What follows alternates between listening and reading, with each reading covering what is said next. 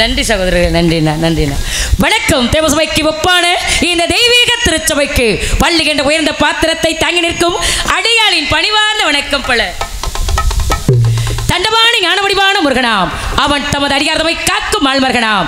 மோனப்பழம் ஏற்க முயன்றதை போக்க, ஞானப்பழம் நோக்க நம் கவலை தீர்க்க, வண்ணமையில் ஏறி வர வேண்டும் முருகா, என் எண்ணம் ஈடேற எமக்கருள் புரிவாய். கண்ணை இமை போல காக்கின்ற தம்மை உன்னை பழிவதற்கு உண்டேனே பெண்மை என்று சொல்லி அந்த கந்த பெருமானை வணங்கினால் நடக்கும் காரியங்கள் அனைத்தும் நலமாகவே நடக்கும் என்கின்ற நம்பிக்கையோடு முருகப்பெருமானை வணங்க வேண்டும். அதற்கு பிறகு இங்கு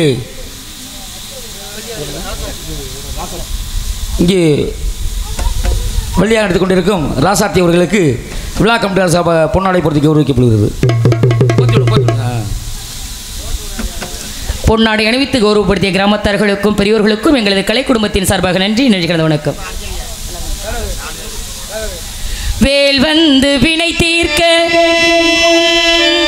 மயில் வந்து வழிகாட்ட, கோயிலுக்குள் சென்றேனடி, குமரன் கொழுவிருக்க கண்டேனடி.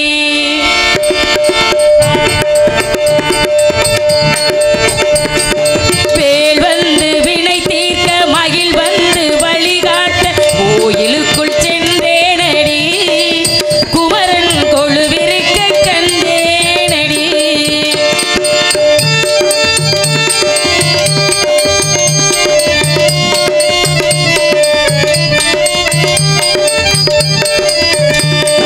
பால் கொண்டு நீராட்டி, பழம் தந்து பாராட்டி,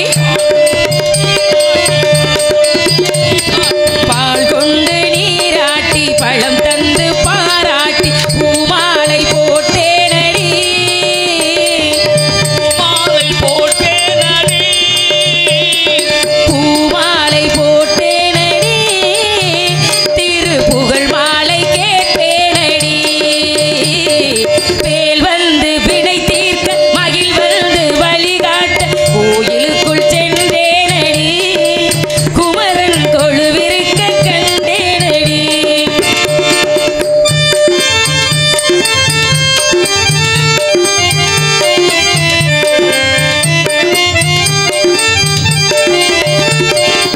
பங்குனியின் உத்திரத்தில் பழனிமலை உச்சியிலே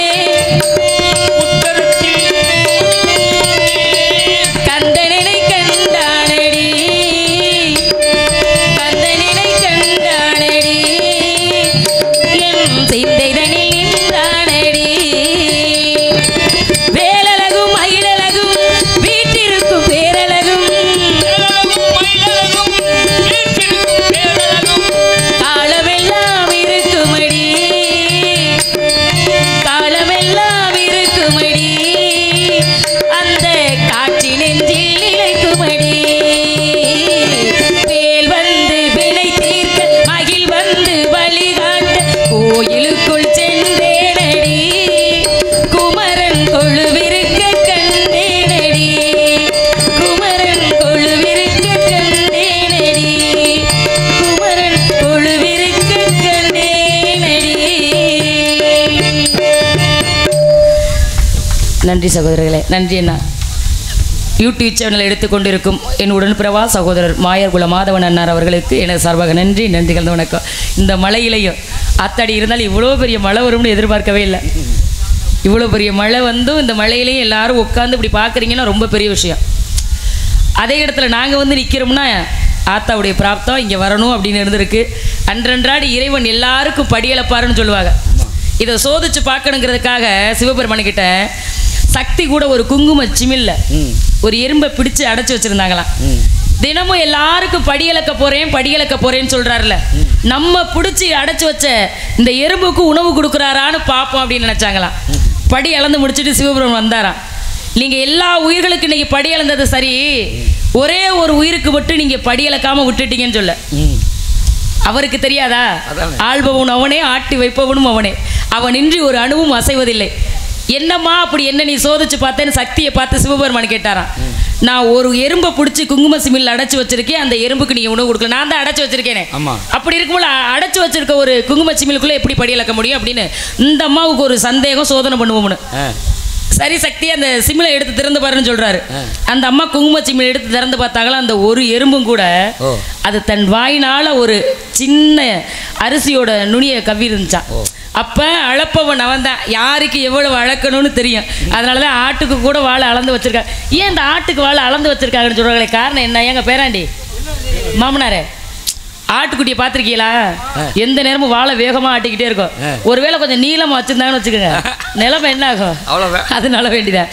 தென்றலிலே மிதந்து வந்த தேவ மங்கை வாழ்க, தேவதை உன் தேகம் தொடும் தென்றல் கூட வாழ்க, நீ மண்ணில் வந்த அந்த நேரங்கள் வாழ்க, நான் உன்னை கண்ட அந்த காலங்கள் வாழ்க, உந்தன் பூம்பாதம் போகின்ற பொன்வேரி வாழ்க, தென்றலிலே மிதந்து வந்த தேவ மங்கை வாழ்க, தேவதை உன் தேகம் தொடும் தென்றல் கூட வாழ்க, நீ மண்ணில் வந்த அந்த நேரங்கள் வாழ்க, நான் உன்னை கண்ட இந்த காலங்கள் வாழ்க, உந்தன் பூம்பாத போகின்ற உன்வேரி வாழ்க.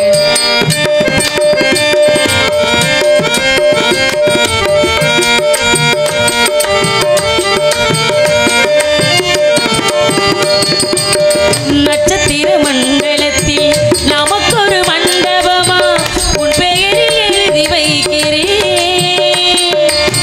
உன்னழகை தொழுது வைக்கிறேன்.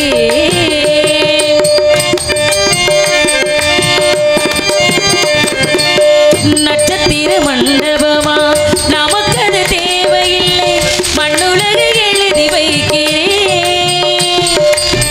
மடியில் விருந்து வைக்கிறேன்.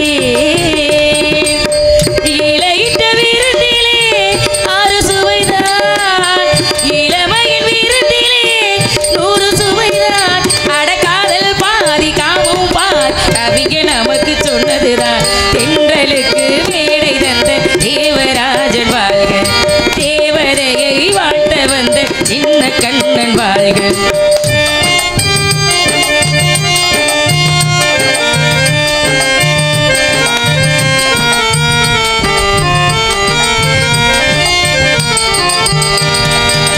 பறவைகள் பறந்து செல்ல பள்ளமேடு வானில் இல்லை, நீயும் நானும் பறவை ஜாதியே, நிம்மதிக்கு தடைகள் இல்லையே.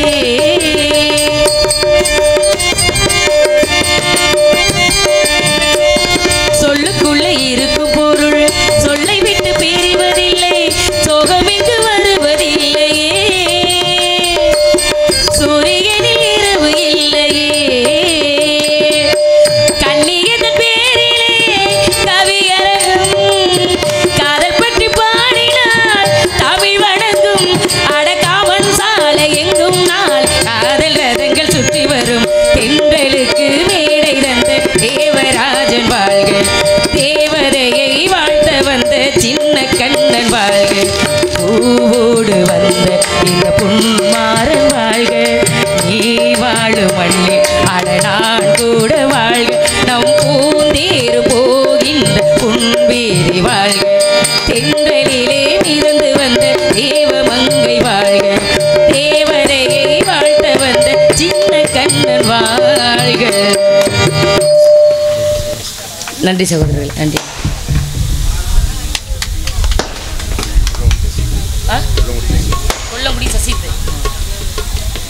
கொல்லங்குடியை சேர்ந்த சசித் அவர்கள் அன்பளிப்பு கொடுத்து கௌரவப்படுத்தியிருக்கின்றார்கள். அன்பளிப்பு கொடுத்து கௌரவப்படுத்திய அன்பு சகோதரர் அவர்களுக்கு எனது கலை குடும்பத்தின் சார்பாகவும் எனது சார்பாகவும் நன்றி, நன்றிகள், வணக்கம்.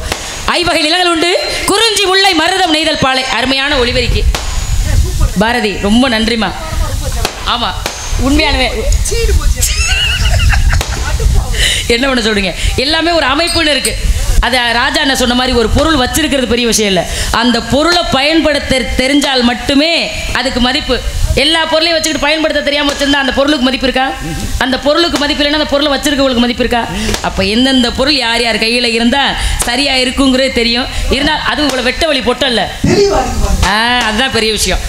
நம்ம பேசணும்னா அந்த வார்த்தை தெளிவாக இருக்கணும். இன்றைக்கி நான் கூட நினைக்கிறேன், சே நம்ம குரலும் கூட கேட்குறதுக்கு இப்படி இருக்குமோ. ஒரு சில இடத்துல சே நம்ம குரலை கேட்க எப்படி இருக்கப்பா அப்படின்னு வருத்தப்படுவோம். அதுவும் இவ்வளோ பெரிய பொட்டலில் இப்படி அருமையாக ஒளிபெருக்கி அமைக்கணுங்கிறது ரொம்ப சிரமமான விஷயம். இந்த சிரமத்தெல்லாம் புரிஞ்சு தெரிஞ்சு நீங்கள் ஒளிபெருக்கி இப்படி அமைச்சிருக்கீங்கிறது ரொம்ப சந்தோஷமாக இருக்குது. இதை கொஞ்சம் நேரம் கழித்து செய்யலாம். இந்த வேலை எதுக்கு இப்போ? குறிஞ்சி நிலத்துக்கு தலைவனாக நம்பிராஜனுக்கும் நங்கை மோகினிக்கும் வளர்ப்பு பிள்ளையா சுந்தரவள்ளிங்கிற பேரோட இந்த இடத்துல வந்து நிற்கிறது நான் தானுங்க. கதையின் முறைப்படி எங்க அப்பா வேட்டைக்கு போனாரு. வேட்டைக்கு போன இடத்துல வள்ளி கொடிகளுக்கு இடையில ஒரு குழந்தை பாவம். இப்பெல்லாம் ஒரு பிள்ளை எனக்குன்னு ஒரு வீதியில் உட்காந்து அழுதுகிட்டு இருந்தா கூட கண்டுக்கிற மாட்டோம். காட்டுக்குள்ள தனியா ஒரு புள்ள அழுதுகிட்டு இருக்கேன்னு அங்கிருந்து தூக்கிட்டு வந்து 7 பிள்ளை இருக்கல என்னை வளர்த்துருக்காங்க பாருங்க. எப்போதுமே பெத்தவங்களுக்கும் பெரியவங்களுக்கும் நம்மளால முடிஞ்ச உதவியை செய்ய முடியலன்னா கூட அவங்கள உபத்திரப்படுத்தக்கூடாது. ஆனால் இதில் ஆம்பளை பிள்ளைங்க செய்கிற தவறோ தப்போ பெத்தவங்களையோ சொந்தக்காரங்களையோ அதிகம் பாதிக்கிறதில்ல. பொம்பளை பிள்ளைங்க பண்ணுற தவறு அப்பா அம்மா அண்ணன் தம்பி சித்தப்பன் பெரியப்பன் சொந்த பந்தம் சாதி சனம் அம்புட்டையும் பாதிக்கும்.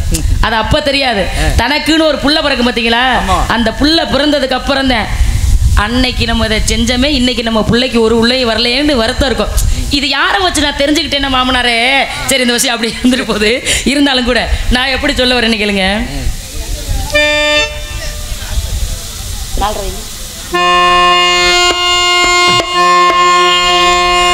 துளியோ துளி முத்து துளி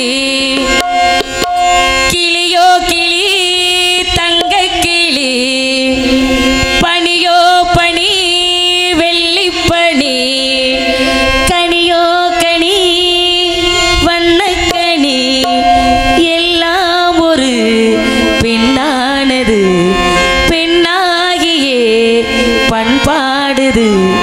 நீர்மேகம் ஊர் சுற்றும் சிற்றூரிலே நாணல்கள் கூத்தாடும் தேன் பாட்டிலே துளியோ துளி முத்து துளி கிளியோ கிளி தங்க கிளி பனியோ பனி வெள்ளி பனி கனியோ கனி வண்ணக்கனி எல்லாம் ஒரு பெண்ணானது பெண்ணாகியே பண்பாடுது.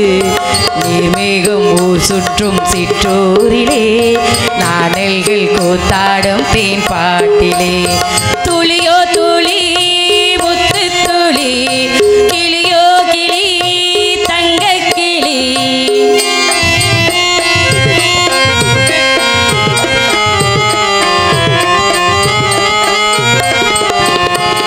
சலசலத்து சென்றிடும் நதியழகு நெளிந்து வரும் சிற்றிடை நடையழகு கலகலத்து பொங்கிடும் மலையழகு நெளிந்து வரும் கைவள இசையழகு கொட்டிடும் அழகுகளால் கொஞ்சிடும் பறவைகளும் நித்தமும் மரம்பு விட்டு நின்றிடும் பூமரமும் என்னிட பல கதைகள் சொல்லிடும் உயிர் தோழி சொன்னது இள மனதில் வந்திடும் சுகம் கோடி பூக்கூட்டம் பாராட்டும் பூங்காற்று நான் துளியோ துளி முத்து துளி கிளியோ கிளி தங்க கிளி.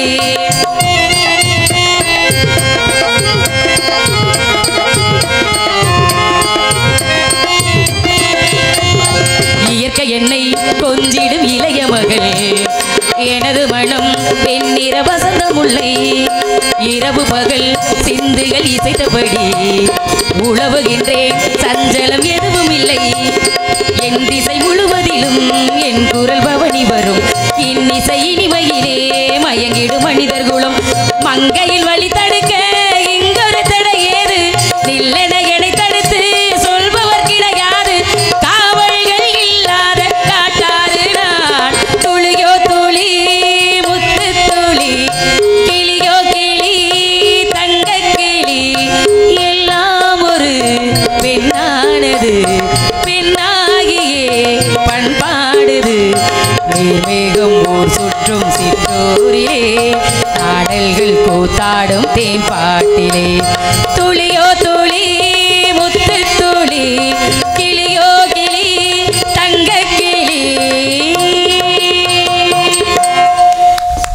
நன்றி அண்ணா. இப்படி எல்லாம் கற்பனைகள் மனசுல இருக்கு. காரணம் என்ன தெரியுமா? எப்பொழுது ஒரு பருவம் வருது, பருவம் வரும்பொழுது கற்பனைகளும் ஆசைகளும் மனசுல வரணும். அப்படி கற்பனைகளும் ஆசைகளும் மனசுல வரலைன்னா மனிதனுக்கு அழகே இல்லையா. வாழ்க்கையில் ஆசையே இல்லாத மனிதன் அரை மனிதன் சொல்லியிருக்கேன். ஆசை வரலாம், தவறு இல்லை. நம்மளுடைய ஆசை பிறரை பாதிக்காம இருந்துச்சுன்னா அந்த ஆசை தவறு இல்லை. ஆனா பிறர் பாதிக்கப்பட்டாங்கன்னா அது பெரிய பாவமா. நான் ஆசைப்படுறேன் எப்படி தெரியுமா? முருகப்பெருமான ஒரு முறையாவது நேரில் பார்க்கணும். முருகா, நான் பெண்ணா பிறந்ததுக்கு காரணம் நீதான். பிறந்த நாள்ல இருந்து உன்னுடைய பேரை சொல்லிக்கிட்டு மட்டுமே இருக்கனே, நேரம் எப்போ வருவீங்க? உங்களை எப்படி நான் பார்க்கறது? பார்க்கணுங்கிற எண்ணம் மனசுக்குள்ள இருக்கு. ஒரு முறையாவது அவரை பார்த்துட்டேன்னா பெண்ணா பிறந்ததுக்கு மோட்சத்தை அடைஞ்சிருவேங்கிற நம்பிக்கையோட அந்த இடத்துல காத்திருக்கேன். என்னோட சேர்ந்த பிள்ளைங்க எல்லாருக்கும் கல்யாணம் ஆயிடுச்சு. எனக்கு கல்யாணம் ஆகணும். எங்க அப்பா ரொம்ப வருத்தப்படுறாரு.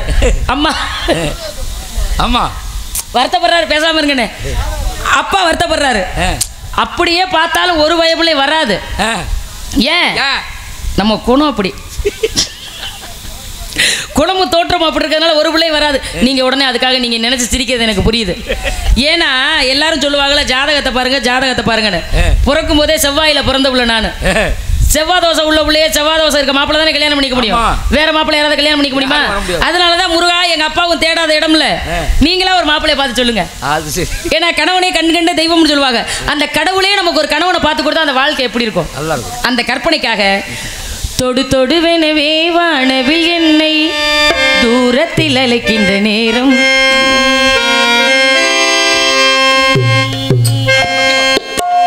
தொடு தொடுவெனவே வானவில் என்னை தூரத்தில் அழைக்கின்ற நேரம், விடு விடுவெனவே வாலிப மனது விண்வெளி ஏனோ, மன்னவா ஒரு கோயில் போ இந்த மாளிகை எதற்காக, தேவியே என் ஜீவனே இந்த ஆலயம் உனக்காக, பாட்டு மதுர சீமையில மீனாட்சி கோயிலில கல்யாணம் எப்ப சொல்லம்மா, சொல்லாம ஏண்டி வைக்கமா,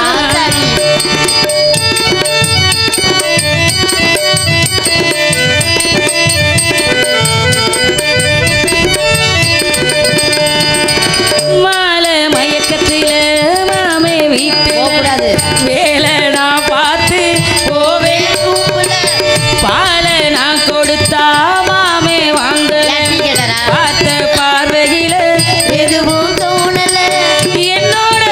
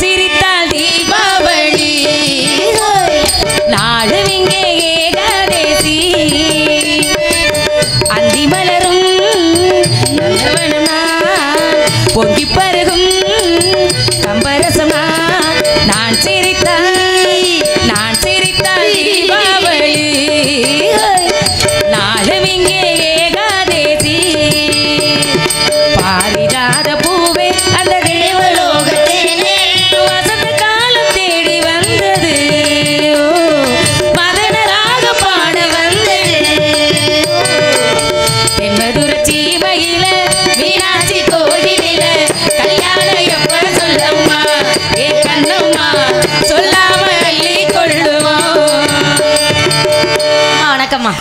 மங்களம் உண்டாகட்டும் ராணி. அழைத்ததின் காரணம் பெரிய கட்டபொம்மன் உங்க இந்த வசனத்தை விடவே மாட்டாங்க.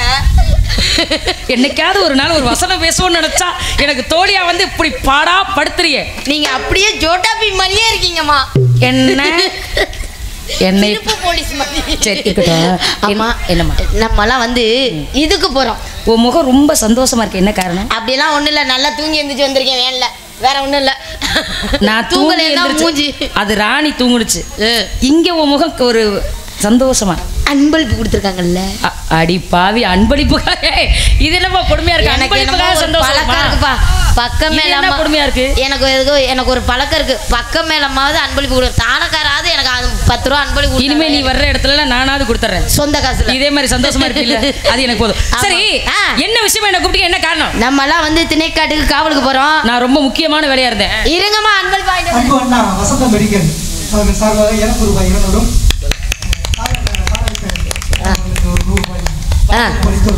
ரொம்ப நன்றிங்க. அவங்க கொடுக்குற காசுக்காக சந்தோஷப்படுறது இல்ல, கொடுக்கணுங்கிற மனசு இருக்கு. மனசு அந்த மனசுக்காக மட்டுமே சந்தோஷப்படுறது. காவல் காவல்ங்கிறீங்களா? என்ன காவல்? கொஞ்சம் உன்னை கொண்டு ராணுவ காவலில் விட்டுட்டு வரணும். இருங்கம்மா சுட்டுக்குருவாங்க வேணாம். நீங்களாம் எப்படி இப்படி நாடாம்பாக்கம் வந்த மாதிரியே இப்படி உட்காந்துருக்கீங்க. ஒரு கை தட்ட மாட்டேங்கிறீங்க. இப்படியே குறுகுறுன்னு உட்காந்துக்கிட்டே இருந்தீங்கன்னா அதுவும் கொஞ்சம் தள்ளி வேற உட்காந்துருக்கீங்க. எங்களுக்கெல்லாம் என்ன பண்ற அன்பளிப்பு கொடுக்குறதுனால சரி ஆளுகள்லாம் இருக்காங்க ஒரு குத்து மதிப்பா. ஆமா ஆயா நீனாவது கை தட்டியா அன்பளிப்பு கொடுத்தாங்கன்னா இந்த அம்மா பாடுனா நம்ம என்ன வேலைக்கு வந்தோம்? அவங்க வேலையை அவங்க சரியா பாக்குறாங்கல்ல, அவங்களே இடைஞ்சல் பண்ணிட்டு இருக்க. என்ன காரணம்? நான் இடைஞ்சல் பண்ணல. அந்த ஆயா படுத்து கிடக்குது. அந்த ஆயா படுக்கிறதுக்கு வந்துச்சா? ஆனா ஒண்ணு, எப்போதுமே நீ யாரை இடைஞ்சல் படுத்த மாட்டேன்னு எனக்கு தெரியும். அதே போல நீ என்ன செய்யற இப்பவும் அது மாதிரியே இருந்துரு. ஒன்னும் பிரச்சனை இல்ல. நான் அப்படியே இருந்துக்கிறேன். ஆமா நம்ம திணைக்காட்டுக்கு கேள்விப்பட்டேனே ஏதோ எங்க அண்ணங்களோட எல்லாம் ஏதோ பேச்சுவார்த்தையா என்னமோ அப்படி இப்படின்னு. தவறா நினைக்கிறீங்க? என்ன என்னைய போய் நீங்க தப்பலாம் கிளமா? தப்பா நினைக்கல, கேக்குறேன்டி. உங்க அண்ணன் 7 பேரை நான் தான் வச்சிருக்கேன். தவறா நினைக்காதீங்க. இருப்பா ஏப்பா காலிசு, அண்ணன் 7 பேர்ல ஒருத்தர் மனசுக்குள்ள வச்சிருக்கேன்னா நியாயம். உங்க அண்ணன் 7 பேரை நான் தான் வச்சிருக்கேன், என்ன அர்த்தம் அது? உங்க அப்பா ஒரு ஆள் தான். நீங்க என்னப்பா 7 பேர் தானாங்கிறீங்க? 7 பேர் நிப்பாட்டிக்கிட்டேன். அடி இருடி அப்பா மைக்க கீழே வைங்க. இல்ல வார்த்தையின் பொருள்னு ஒண்ணு இருக்கு. ஒருத்தரும் பேசும்போது அந்த வார்த்தைக்கு பொருள் அடங்கி இருக்கும். இவ 7 பேரையும்ங்கிறா, அந்த பையன் 7 பேர் தானாங்கிறாப்ல. இதுக்கு நான் என்ன சொல்றது எனக்கு இப்போ ஒன்றும் புரியல. ஒரு பொம்பளை பிள்ளைக்கு 7 பேர்ல ஒருத்தரை கல்யாணம் பண்ணிக்கிறோமா உங்க அப்பா கிட்ட சொல்லுங்கம்மா கல்யாணம் பண்ணி வைங்கம்மா நியாயம். 7 பேரை கட்டிக்கிறீங்க போட்டேன்னு வச்சுக்கலாம். 7 பேரை கல்யாணம் பண்ணக்கூடாதா? அந்த அம்மா மட்டும் 5 புருஷனை கல்யாணம் பண்ணுது. நான் அறிவு இருக்காடி உனக்கு? ஆம்பளை 10 பொண்டாட்டி கட்டினாலும் ஊர்ல ஒண்ணும் பேச மாட்டாங்க. ஊர்ல பேசுறாங்கிறதுக்காக இல்ல. ஆம்பளை இஷ்டம்னா இருப்பேன், கஷ்டம்னா போய்கிட்டே இருப்பேன். பொம்பளை பிள்ளை அப்படி இருக்க முடியுமா? அப்படி நியாயமாகுமா? நீங்க அப்படி சொல்லாதீங்கம்மா.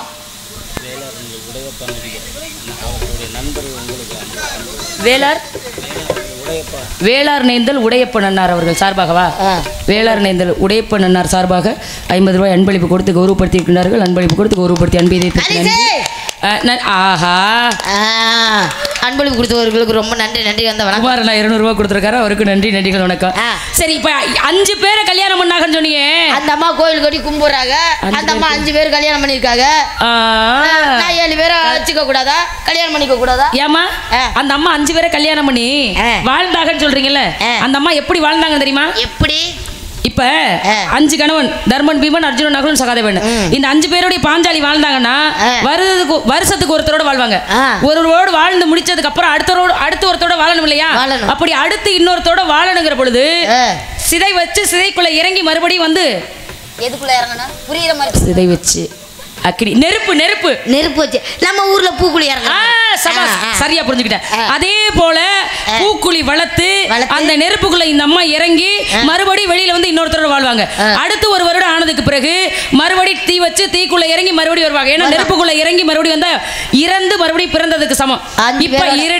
இப்ப நீ என்ன சொல்ற? 5 பேரோட நான் வாழ்றேன் 7 பேரோட வாழ்றேன்னு சொல்றியே. 7 அண்ணங்களே உனக்கு நான் கல்யாணம் பண்ணி வைக்கிறேன். கை தட்டுங்கப்பா. 7 அண்ணங்களையும் நான் கல்யாணம் பண்ணி வைக்கிறேன். வருஷத்துக்கு ஒரு தடவை நெருப்ப நானே வைக்கிறேன். இறங்கணும். எப்படி சம்மதம்?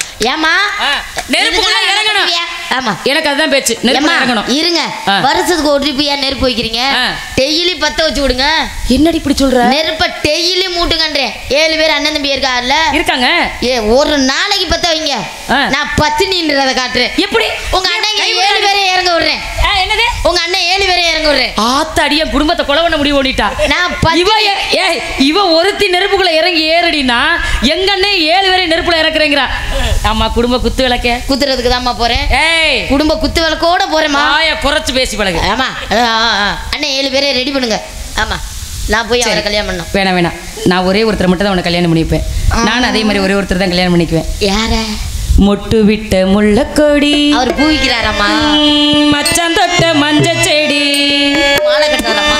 வெக்கப்பட்டு சொக்கி நிக்குது இந்த அள்ளித்தண்டு, என்ன கண்டு தண்ணிக்குள்ள விக்கி நிக்குது. மொட்டு விட்ட முள்ளக்கொடி, மச்சான் தொட்ட மஞ்ச செடி, வெக்கப்பட்டு சொக்கி நிக்குது இந்த அள்ளிக்கண்டு, என்ன கண்டு தண்ணிக்குள்ள விக்கி நிக்குது. எப்படி வள்ளி பொண்ணு நான் இருக்க அச்சம் என்ன உனக்கு? அந்த நாளை நெஞ்சில் வச்சு எண்ணி சொல்லு கணக்கு. ஒட்டு விட்ட முள்ளக்கொடி, மச்சான் தொட்ட மஞ்சள், வெக்கப்பட்டு சொக்கி நிக்குது இந்த அள்ளித்தண்டு, என்ன கண்டு தண்ணிக்குள்ள விக்கி நிக்குது.